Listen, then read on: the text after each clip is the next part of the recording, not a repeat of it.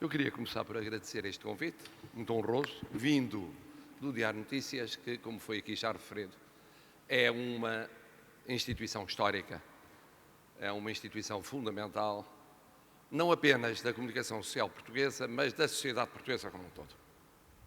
E o estar a renovar-se é um sinal que aponta para o futuro e não apenas recorda o passado. Em segundo lugar, queria corroborar o que foi dito pelo Presidente Daniel Proença de Carvalho ao falar da oportunidade do tema. Não é por acaso que a Assembleia da República decidiu constituir uma comissão expressamente encarregada da reflexão sobre a problemática europeia. E não é por acaso também que o Conselho de Estado, na última reunião, entendeu, e isso ficou expresso no comunicado, que se deveria debruçar profundamente sobre essa problemática. E a Presidência da República e o Presidente da República irão patrocinar várias iniciativas relacionadas com essa reflexão, nomeadamente um estudo aprofundado a arrancar em setembro e a culminar na primavera do ano que vem, que permitirá, com o apoio de instituições não partidárias, não parceiros económicos e sociais, instituições da sociedade civil, recolher dados, formular pistas e proporcionar um campo amplo de debate sobre a matéria. Vale a pena olhar para a história da integração europeia brevemente para perceber o essencial do ponto de vista que vos quero exprimir. A integração europeia começa por uma razão política, a construção da paz, e não é por acaso que a primeira comunidade de todas, a mais supranacionalista, a Comunidade Europeia do Carvão e do Aço, pretende pôr em comum a gestão do que tinha constituído um fator de instabilidade política ao longo do tempo. E o mesmo se passa com a energia atómica. E o mesmo se passava com o intuito de criar uma união política europeia. Era esse o sonho de Jean Monnet, começar pela integração política. Sabemos que foi impossível, a Europa não estava preparada para essa integração política e houve reações, desde logo no Parlamento francês, que obrigaram a uma reformulação do caminho europeu, que passou a ser um caminho de passos, às vezes pequenos, com avanços e recuos, económicos, depois sociais e só imediatamente políticos. Esta mudança foi uma mudança politicamente decidida. Não foi uma opção estritamente económica ou financeira, foi uma opção política.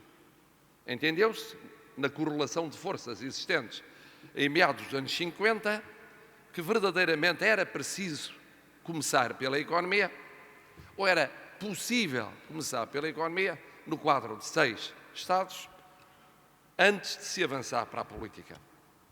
Todos nós sabemos como os primeiros tempos das comunidades europeias, já com a Comunidade Económica Europeia, foram tempos de avanço, quando se acreditava que o crescimento seria limitado.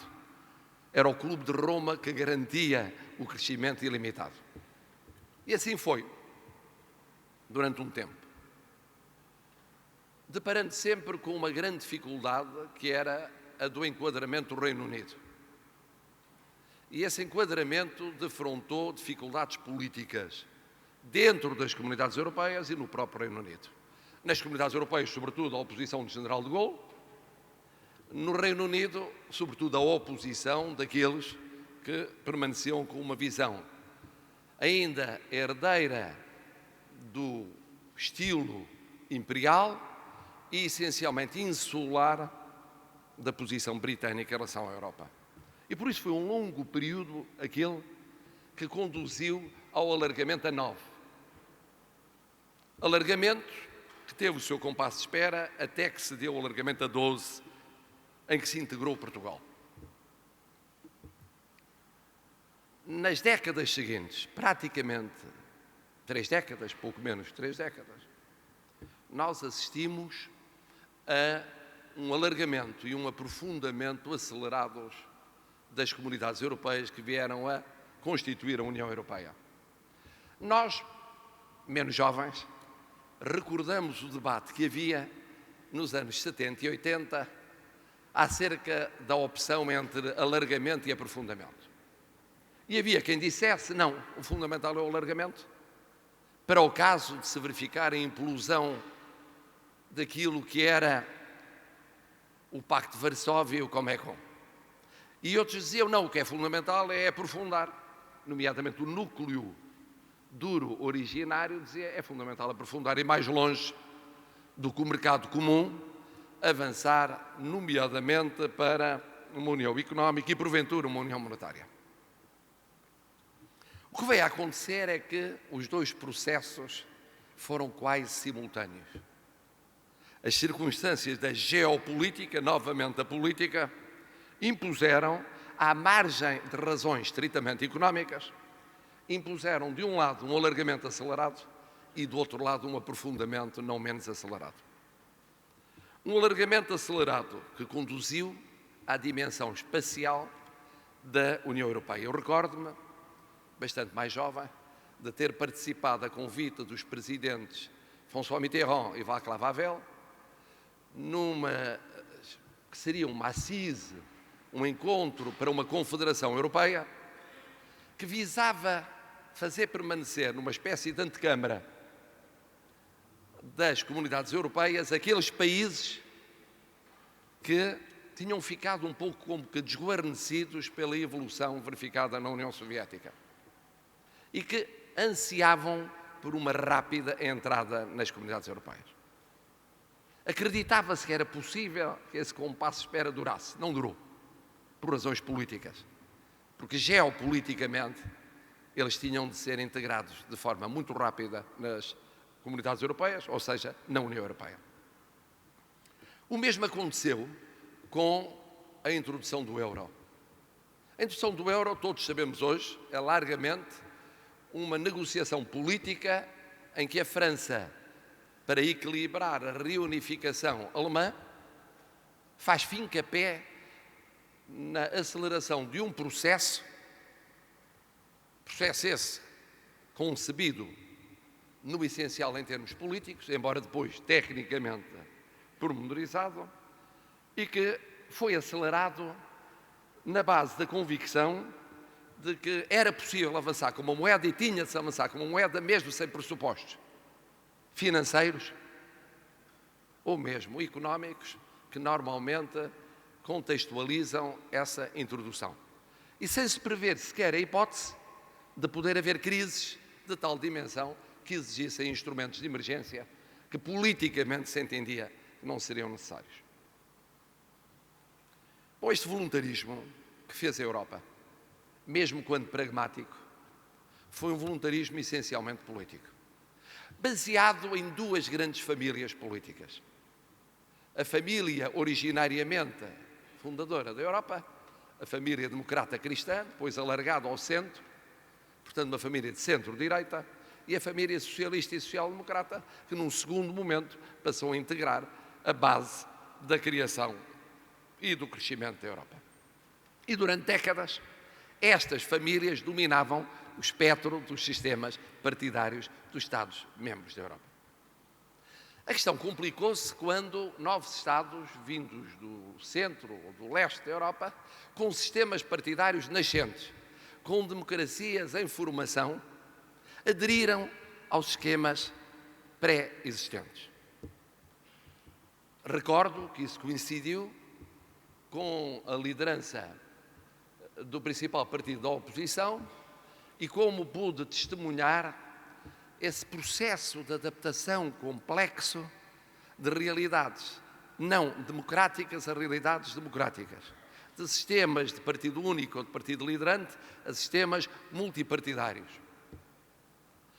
criando-se uma dinâmica curiosa que se juntava àquela natural dinâmica que existia depois do alargamento a 12 entre o Norte e o Sul, uma dinâmica leste-oeste, que durante um tempo parecia obnubilada, expressão que nós juristas utilizamos quando queremos dizer escondida, por trás do peso central, sobretudo do eixo Alemanha-França. Bom, este processo, que foi um processo, portanto, muito acelerado, obrigou os mecanismos económicos, financeiros e, naturalmente, em primeiro lugar, monetários, a ajustarem-se à vontade dos políticos. Com uma diferença, é que quem já teve a oportunidade de estudar ou de ensinar economia sabe que a economia procura uma racionalidade e a política é o domínio da irracionalidade. E que, portanto, há sempre o risco da emoção e da razão não coincidirem e de haver fenómenos políticos que não caibam nos esquemas racionais da economia. Entretanto, o mundo não parara. O mundo à volta da Europa não parara. Não parara com problemas antigos, mantidos recentes. O Próximo, o Médio Oriente. As intervenções militares em que se sabia como se começava, mas ninguém imaginava como se acabaria. O que isso significava de exigência para reformulação estratégica da Aliança Atlântica e para, precisamente, uma das componentes mais débeis da União Europeia, a da segurança e defesa. Isto é, a vizinhança da União Europeia complexificava-se. E a vizinhança deixou de ser a vizinhança próxima. Quando temos migrações do centro da África para o norte da África, atravessando o Mediterrâneo e pressionando em termos populacionais a Europa, temos a exata noção de como a Europa não percebeu que tudo o que acontecesse no continente africano lhe dizia diretamente respeito. Portugal sempre chamou a atenção para o flanco sul. Não esteve isolado, sempre chamou a atenção para o Mediterrâneo. Mas era tão longe para alguns dos nossos Estados-irmãos, longe geograficamente e longe culturalmente, que um tempo houve, recordo-me, de meados dos anos 90, em que ouvi dizer a grandes líderes europeus que a África é um continente perdido. E não vale a pena perder um minuto com os problemas africanos, porque eles não dizem respeito à Europa. Era um puro erro e falta de visão. Bastava esperar 20 anos, ou menos, para perceber que o que se passasse em África, mais diretamente no Norte de África e depois no resto da África, tinha a ver com a Europa como sempre tinha tido a ver ao longo da história. O conhecimento da história é essencial para se poder construir o futuro. Quem não conhece a história dificilmente pode construir o futuro. Entretanto, acreditou-se por um tempo que a transformação na União Soviética tinha feito desaparecer uma componente estratégica fundamental do mundo. Quando a Federação Russa mostrou que era um parceiro importante, a leste como a sul, nomeadamente na intervenção na Síria, ficou mais claro que não era possível abstrair de uma ponderação geoestratégica em larga medida conjunta com a Aliança Atlântica. Segundo, que tomasse em consideração que aquilo que se pensava que tinha desaparecido não tinha desaparecido. Existia, ao menos como protagonista regional. E, por outro lado, que havia responsabilidades europeias que dificilmente podiam ser enjeitadas, considerando que os Estados Unidos da América, eles próprios sozinhos, iriam encarregar-se, como no fim da Segunda Guerra, de problemas vitais da defesa europeia. Tudo isto aconteceu, e tudo isto aconteceu ao mesmo tempo que transformações políticas enormes ocorriam na Europa. E nós, inevitavelmente preocupados, e é bom que estejamos, com questões monetárias, económicas e financeiras, de repente não notámos a crise profunda nos sistemas partidários europeus. A Europa política de hoje tem pouco a ver com a Europa política que fez a Europa. A crise das famílias partidárias que formaram a Europa passava a ser um problema. Crise evidente numa das famílias, que tinha perdido progressivamente protagonismo. Crise obnubilada novamente na outra das famílias, com o aparecimento de uma família à sua direita e com as divisões profundas nessa família. Divisões onde, sobretudo, avultava a hipersensibilidade natural dos países da Europa de Leste aos problemas de segurança, à vizinhança da Federação Russa,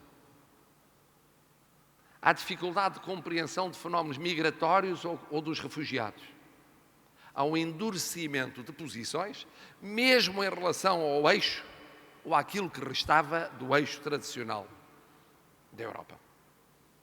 E assim, de repente, a clivagem tradicional de que se falava Norte-Sul foi ultrapassada por uma clivagem onde a Europa de Leste quer ter uma palavra a dizer em matérias muito sensíveis, como a segurança, como as migrações e como os refugiados.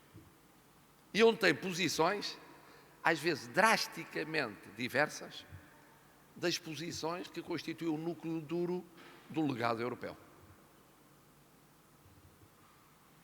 O aparecimento de novas formações partidárias, mais radicais, menos europeias, por vezes xenófobas, a transformação no sistema de partidos, a fragilidade da governação em inúmeros países europeus, o que sapa e torna mais frágil a base de apoio à construção europeia, porque só por ficção é que podemos dizer que pode haver uma forte liderança europeia se as lideranças nacionais forem fracas. Não há liderança europeia forte na base de lideranças nacionais fracas. A dúvida que se começou a instalar sobre aspectos do projeto europeu, progressivamente, não era bem o euroceticismo clássico, era uma espécie de lassidão das opiniões públicas em relação à Europa. E o voluntarismo, que tinha sido sempre vanguardista, nunca tinha feito pedagogia europeia, porque pensava que não era necessário, decorria da natureza das coisas, que oferecendo à União Europeia um Estado social próspero, um crescimento garantido, um emprego assegurado e condições de homogeneidade económica e social, sempre as opiniões públicas haviam de ser pró-europeístas. Às tantas, ninguém notou mesmo que houve fases em que, com raras exceções, o mais europeísta dos líderes era um líder excêntrico por vir do Reino Unido, mas que era excêntrico no seu próprio país. Isto acontecia e o fenómeno da lassidão ia crescendo. E quem observasse de fora, desde meados dos anos 90, ao longo destes 20 anos, ia vendo um processo que quem está dentro não tem a noção de que existe, mas ia existindo. É evidente que havia exceções. E devo dizer, e nisto envolve um elogio praticamente unânime, quase unânime, às lideranças portuguesas ao longo deste tempo, todas elas eram europeístas. Todas elas eram europeístas. E várias delas tinham peso europeu. Tinham peso europeu. Figuras como o presidente Cavaco Silva, já quando primeiro-ministro, ou como o primeiro-ministro António Guterres, ou como o primeiro-ministro Durão Barroso, tinham peso europeu, indiscutivelmente. E, sobretudo, eram europeístas. Mas isso de pouco valia quando comparávamos com a generalidade das lideranças europeias. Havia na sucessão de lideranças a sensação de um enfraquecimento do empenhamento europeu. Defendia-se a Europa por razões táticas, por exclusão de partes, como aconteceu no referendo no Reino Unido. Os defensores da Europa não foram defensores da Europa, foram essencialmente defensores das razões pelas quais podia ser mais custoso o caminho da saída do que o caminho da permanência. E as argumentações pela negativa são sempre muito fracas. Muito, muito fracas. Mas traduziam uma falta de convicção. Ninguém se torna europeísta aos 50 ou 60 anos de idade. Ou se é europeísta por convicção, ou se apenas defende a Europa por razões de conveniência tática, isso debilita imediatamente a força das instituições. Este processo é um processo que se complicou, já que disse o Presidente Daniel Proença de Carvalho, com zonas tampões próximas da Europa, com a pressão que se tornou evidente do lado do Mediterrâneo, ao mesmo tempo que havia outro tipo de problemática a leste, e a decisão britânica coloca, naturalmente, questões múltiplas, sobre as quais não faz sentido que um Presidente da República Portuguesa discreteie, mas em que parece evidente que não será um processo rápido, não será um processo fácil, será, pelo contrário, um processo duro, um processo desgastante para todas as partes envolvidas, que envolve uma reformulação do relacionamento entre a União Europeia e a Aliança Atlântica, onde permanece de pleno direito essencial o contributo do Reino Unido, e que ocorre num momento, porventura, se é que é possível escolher momentos bons na história, num momento que não é o melhor para ocorrer. É evidente que eu tenho visto medir as consequências económicas e financeiras da decisão, mas essas são as menos importantes. Porque a Europa foi sempre uma construção política, não foi económica e financeira. Depois a economia e as finanças ou foram competentes a gerirem opções políticas ou não foram. Mas as opções foram sempre políticas. Isto significa, portanto, que politicamente o momento é um momento complexo. E sendo um momento complexo, exige alguma clareza de postura. O que significa que há que optar entre mais Europa ou menos Europa. E a mim parece-me evidente que a resposta só pode ser mais Europa. E não menos Europa. Que seria um erro a desagregação, a perda de convicções, o salve-se quem puder, cada um por seu lado, as aventuras referendárias que pululam sobre os temas mais variados, como a organização constitucional dos Estados ou a questão dos refugiados, ou, por maioria de razão, o que seria uma aventura referendária, nomeadamente em Portugal, e por isso inadmissível para o Presidente da República, qual seja um referendo sobre a pertença à Europa ou um referendo sobre a vinculação a tratados ou pactos celebrados no quadro europeu. Bastam as aventuras que existem nos outros. Não vamos juntar problemas aos problemas que já existem. Em segundo lugar, mais Europa significa mais união. É União Europeia. Mais união. Tem de haver uma posição bem preparada, coesa, clara, partilhada, solidária, por exemplo, na negociação com o Reino Unido. Perante questões fundamentais como os refugiados ou as migrações, ou em domínios como a segurança. Não pode haver uma parte da Europa a querer uma realidade, uma parte da União e outra parte a não querer tanto essa realidade, que é uma forma de não a querer mesmo. Em terceiro lugar, tem de se assumir politicamente essas opções. Tem de se assumir politicamente essas opções. Para isso existem os líderes, para assumirem essas opções. E tem de haver convicções naquilo que se assume. Não pode ser porque é o mal menor, mas sim porque é o bem maior.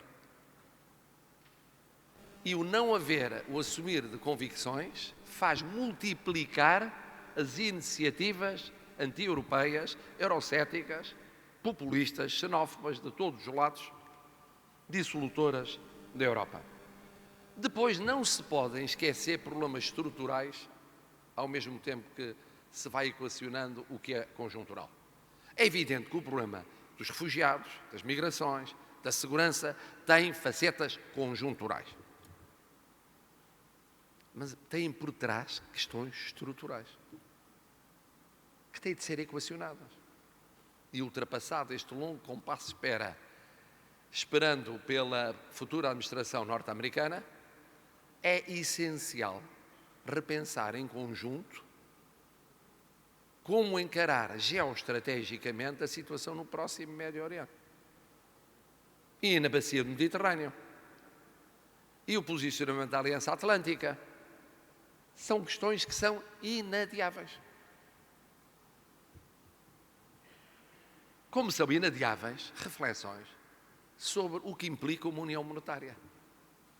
Porque é uma opção política, que ou é feita ou não é feita. E se não for feita, é perdida a oportunidade e, porventura, por muito tempo. Isto é, avança-se mais ou menos nos pressupostos financeiros e económicos e políticos, e na união bancária, e na união digital, e em vários outros temas que estão a aguardar decisões neste momento em que a responsabilidade imediata é resolver problemas conjunturais. Eu sei que é dificílimo, ao mesmo tempo, equacionar questões conjunturais e problemas estruturais, mas estão intimamente ligados. O momento não pode ser pior, com atos eleitorais e referendos em importantes países europeus. E basta uma decisão que significa uma perturbação significativa num desses países para questionar imediatamente o equilíbrio europeu. Isso pode acontecer em vários países. E certamente em 3 dos grandes países europeus. Espera-se que não aconteça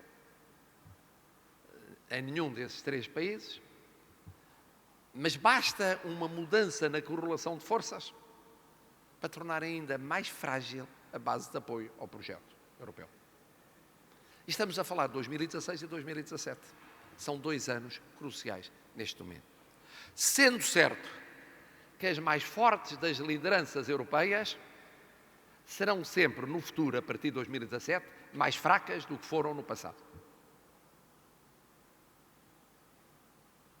É o peso da idade, é o peso do desgaste do poder. E este realismo político é fundamental. No outro dia, eu ouvi uma análise brilhante, como se esperaria, e de alguém que dizia, mas há todos os instrumentos no plano da racionalidade económica para enfrentar o problema. E eu acrescentava, infelizmente não há no plano da racionalidade política, em que assistimos a realidades, por vezes, imponderáveis ou imponderadas, ou aleatórias, e uma outra imprevisível, que têm complicado politicamente estas opções europeias. No que respeita a Portugal, já decorreu do que disse que não pode haver um segundo de dúvida sobre a pertença à União Europeia. Não apenas pelo argumento do mal menor, isto é, não acrescentarmos problemas aos que já temos, mas porque a União Europeia representa ela própria, com todos os seus problemas, uma realidade de paz, de progresso, de equilíbrio mundial e de equilíbrio interno insubstituível.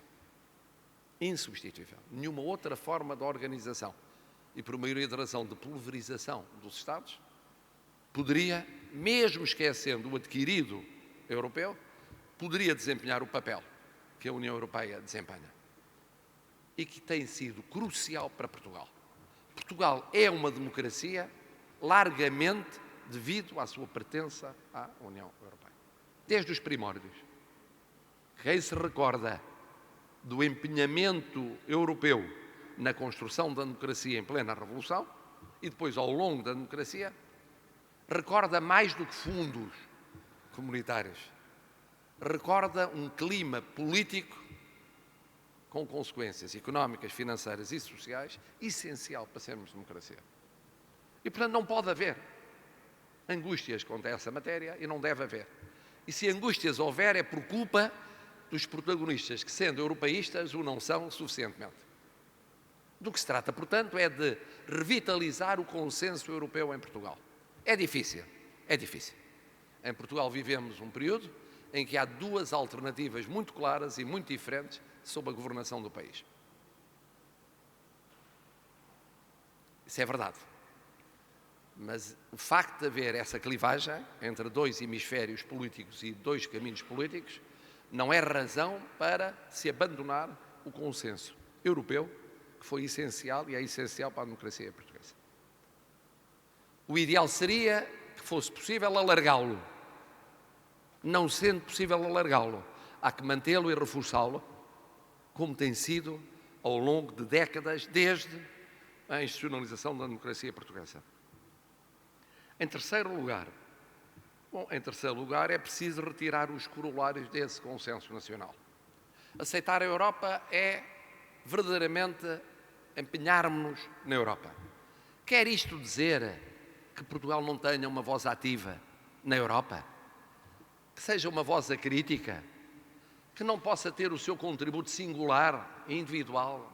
Pelo contrário, temos até uma posição geopolítica e temos ligações como plataforma entre culturas e continentes que nos proporcionam uma voz singular no quadro europeu. Isso é sabido. Não se deve perder essa voz, deve reforçar-se essa voz. Mas é fundamental não deixar criar, por falta de pedagogia ou por precipitação de mensagem, dúvidas desnecessárias sobre o empenhamento europeu de Portugal. Isso é fundamental. E para isso existe, nomeadamente, o Presidente da República. Para ir recordando de quando em vez, quando os debates mais acesos, quando as problemáticas das alternativas ou quando os momentos mais instantes se colocam, que há realidades estruturais que não podem ser confundidas com a gestão do dia-a-dia. Eu sei que há momentos na vida dos países em que do lado de quem governa como do lado de quem se opõe, se olha para o dia seguinte ou para a semana seguinte mais do que para as décadas vindouras. Infelizmente é o que está a acontecer hoje por toda a Europa. Discute-se dia a dia o que se vai passar no dia seguinte. Não é que não seja fascinante, mas só por si é muito pobre, como vocação nacional.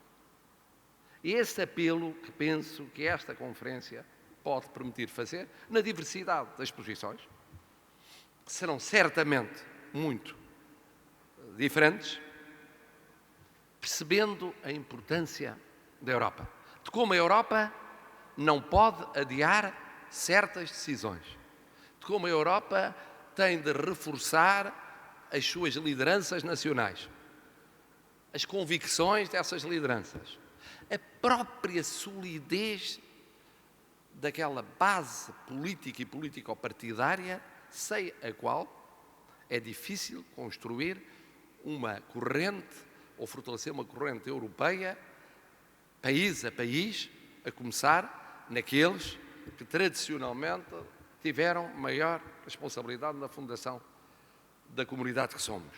Mas eu sou um otimista realista.